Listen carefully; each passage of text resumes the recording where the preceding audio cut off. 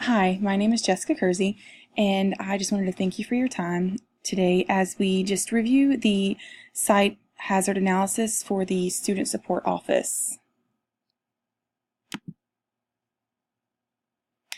So today we'll just go over the site analysis that was performed and what we did there. We will also go over the identified hazards that we found at the office and also the recommendations for eliminating these hazards that were found.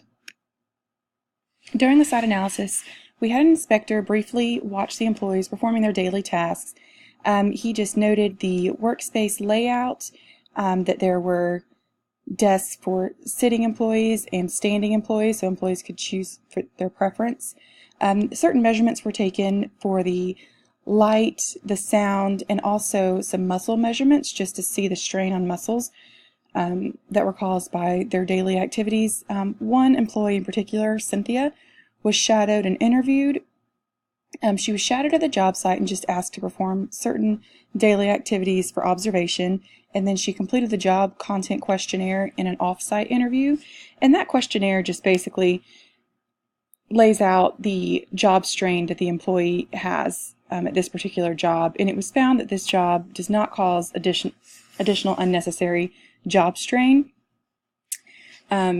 She noted that she has great control over her job. She is an adequate use of her skills, and there's not too much demand on her at this job. So that was very good findings there.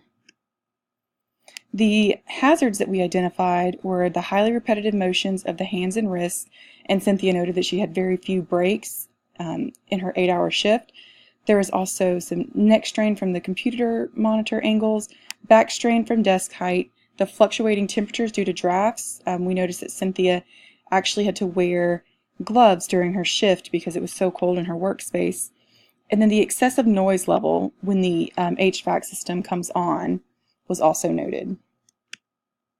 The recommendations are just resting the hands briefly every 10 to 25 minutes, and this doesn't mean to take a 30-minute break every 10 to 25 minutes, but just simply resting the hands, stopping the repetitive motions, and just giving a brief stretch to the wrists every 10 to 25 minutes.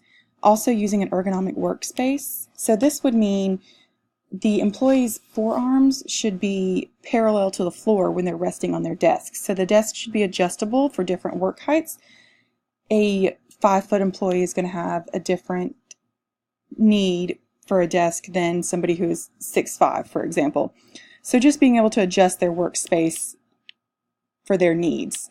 Also adjusting the computer monitor screens so that each employee is not straining to bend down to look at their screen or straining to look up constantly at their computer screen. And then just taking adequate breaks so that each employee can get up and walk and stretch and get their blood flow. To address the HVAC noise and draft issues, we would recommend having professional HVAC maintenance to redirect the airflow so that certain employees are not in excessive cold and other employees might be uncomfortably warm because of the drafts.